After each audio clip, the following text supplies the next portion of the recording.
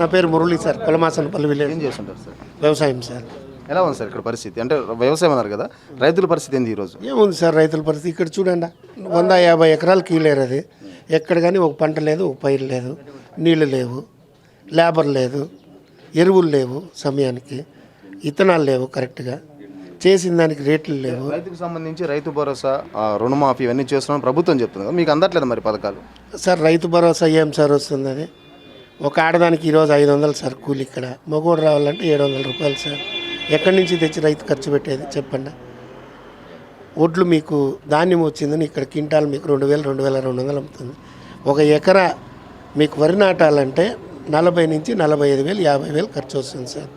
అది మీకు ప్రకృతి విపత్తులు తెలిసిందే మీకు. అది అతివృష్టి, అనావృష్టి, ఇప్పుడు వర్షాలు లేవు, నీళ్ళు లేవు, మొత్తం ఎండిపోయినాయి. ఇది ఒక లాసు. మమ్మల్ని ఎవరు ఆదుకునే వాళ్ళు ఎవరు లేరు సార్ ఇక్కడ.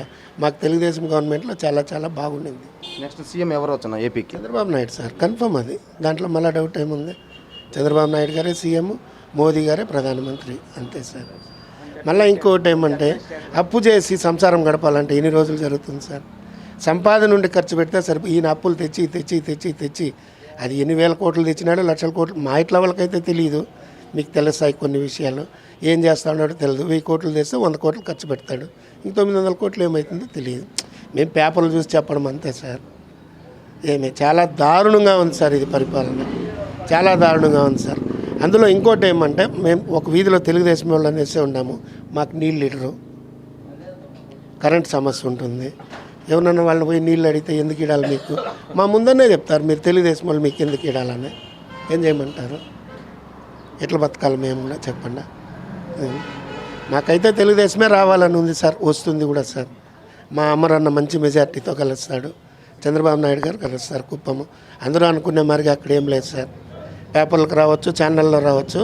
అక్కడ మీకు క్షేత్రస్థాయి వేరు, పేపర్లు వేరు సార్. అది సార్. ఏం పథకాలు సార్ అవి? ఎందుకు సార్ అప్పు చేసి పథకాలు ఇవ్వడం ఎందుకు సార్? ఆ అప్పు చేసి ఒక ఫ్యాక్టరీ కట్టండి సార్.